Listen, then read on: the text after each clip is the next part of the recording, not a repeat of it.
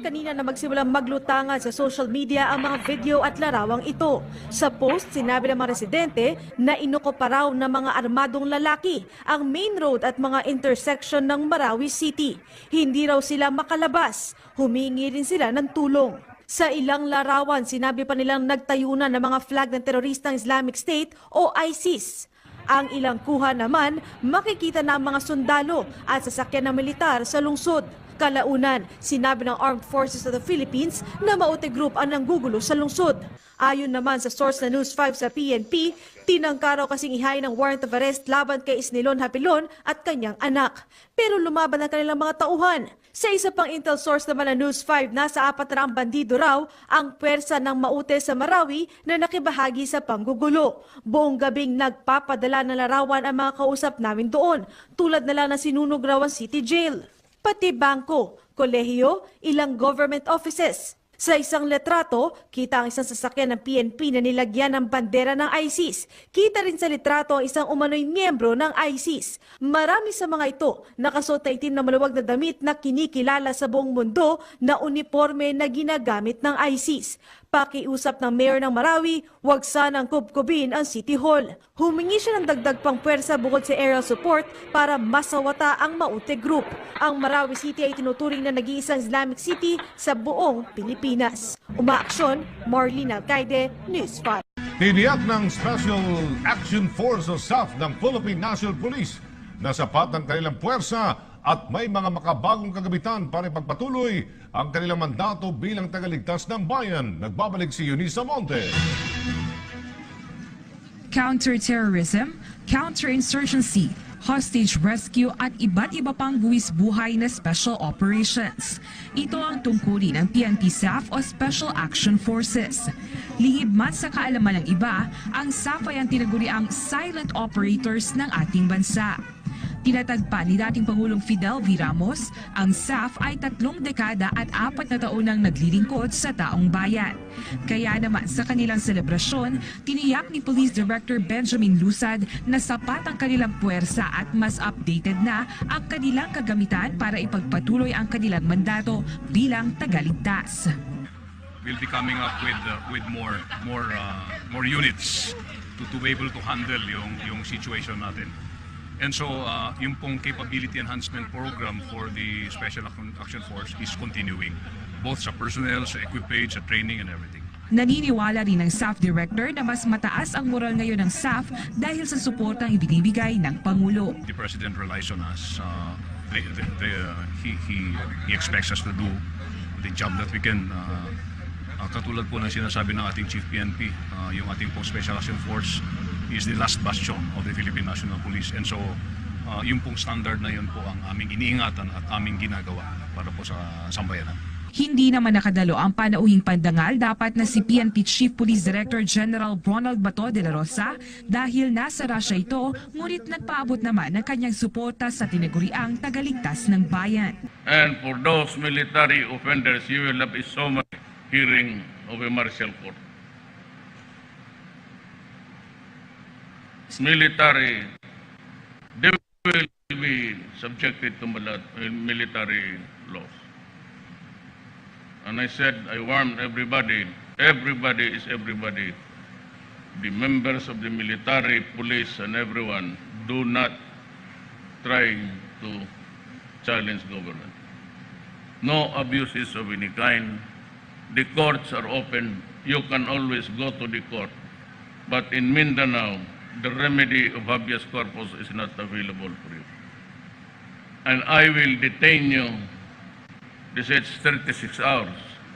That is only when everything is smooth and you are only dealing with criminals and wrongdoers.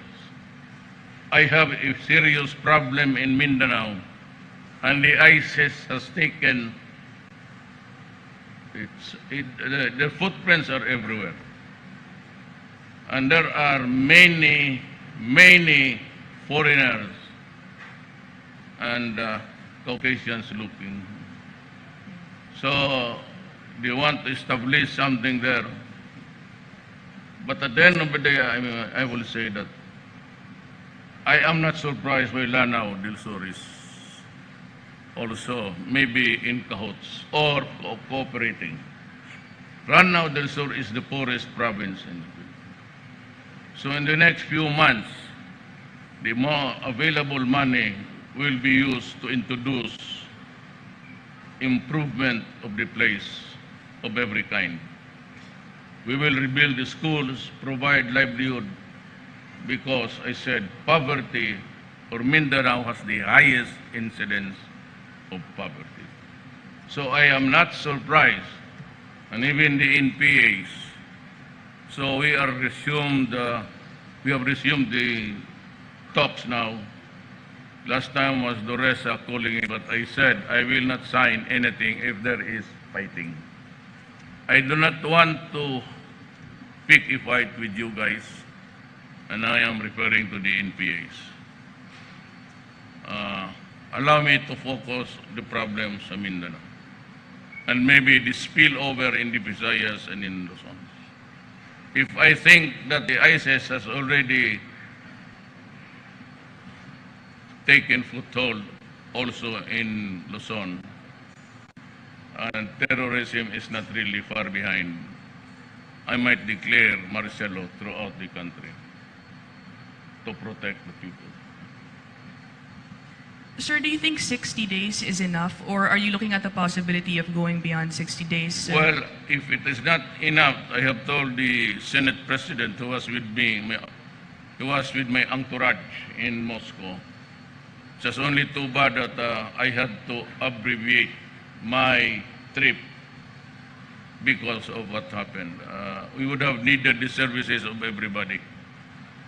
And let me also remind in passing that last minute when we received the news about the Philippines, I decided to abort everything and come home. I told the security guys of Russia that if there's any chance that I can just talk to President Putin, even for 15 minutes, just to say hello and goodbye, and thank him for the splendid warm welcome. But he was in another region of Russia. You know, Russia is here it's so huge and vast. Ibang parte ng Russia is in Asia, and the other end, westward, is Europe. So it expands, the expanse is really very. But he decided last minute to fly, I don't know from where. And I was just asking for 10 minutes. We had about an hour and a half.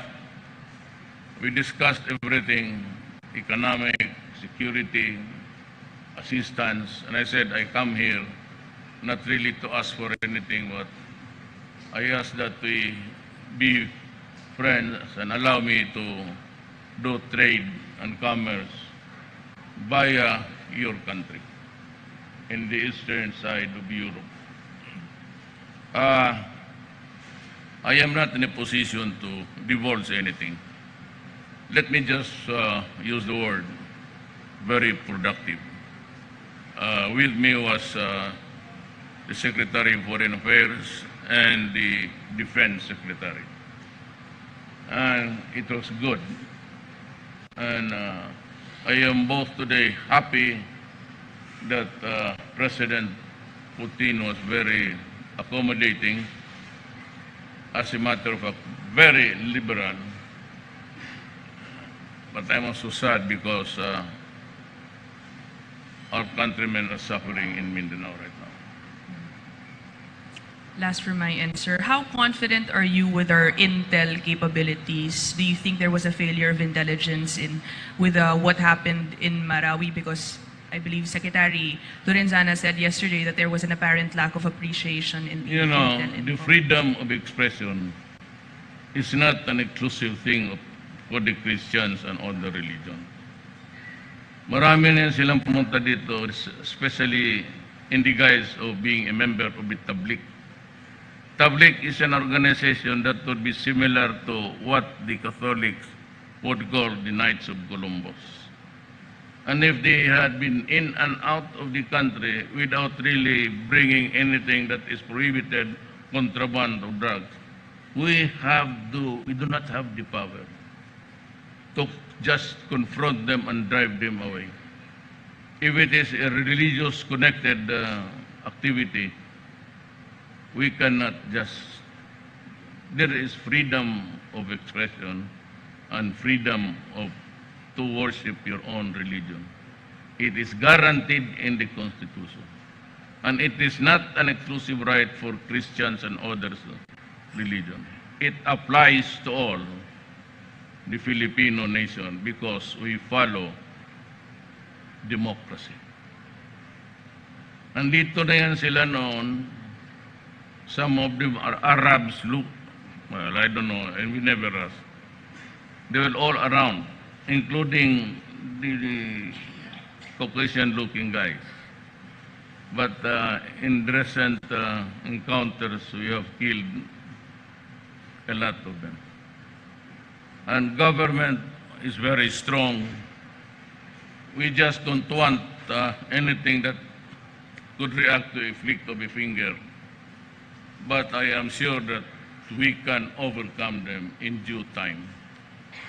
Kaya pakiusap ko naman sa mga kababayan ko, yung mga kadugo ko na Moro. I said, I do not want to fight you.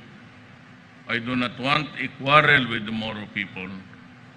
And the talks between the MI and the MN and the others will continue. We will continue with the talks. Miswari is out, enjoying his freedom outside.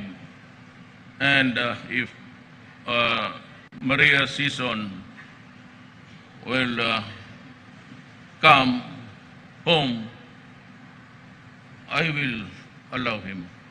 And he can have also his freedom. Maria Season is old, is sick, and he deserves to be where he belongs, considering the imponderables of life. Lahat naman tayo, we go sometime. And it is a terrible thing, I said, to die in another country. So all those NPAs, and in the meantime, if there is a cessation of hostilities, you can go anywhere. But my orders to the armed forces and to the police, they cannot be denied, or government cannot deny access to any barangay in any part of the Philippines. Nobody claims their territory, including the Communist Party. Sabi nila, this is a controlled, no such thing. Every inch of this republic is owned by the people of the Philippines, government. Kaya kayong sa mga NPA, those in the bundok, you can come down and have dinner with me in my house as long as we stop fighting. But, you know, this is a 50-year war. Mag-50 years now. That's why I was posing a question to them. What do you want? Another 50 years of fighting? I do not want it. I loathe it. I hate it. I hate killing Filipinos.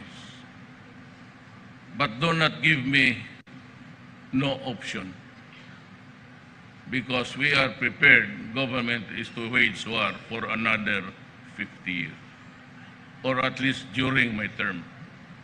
I will not allow government to be playing a secondary role. Nothing of this sort. And I will not allow it. And if I have to enforce the law,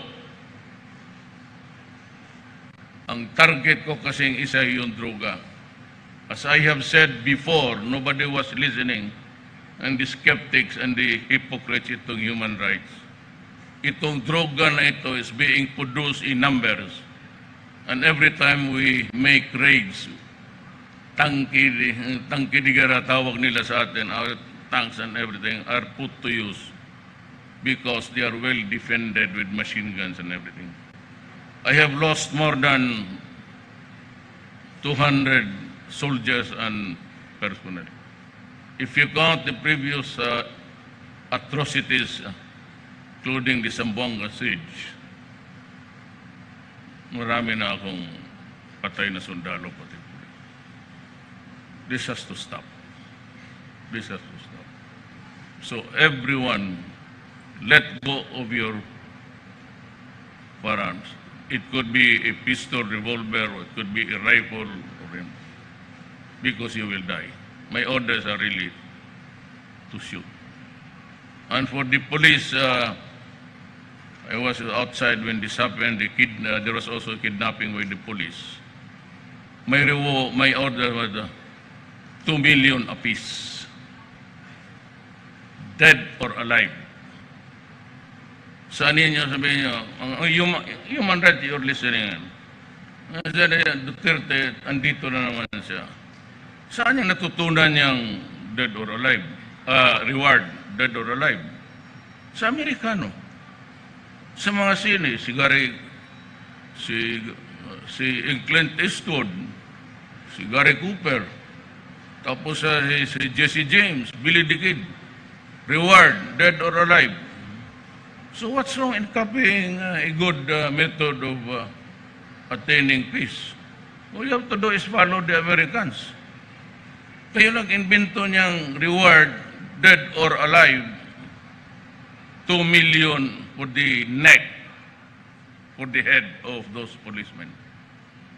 Putang ina kayo talagang papatayin ko. Let's say kayo.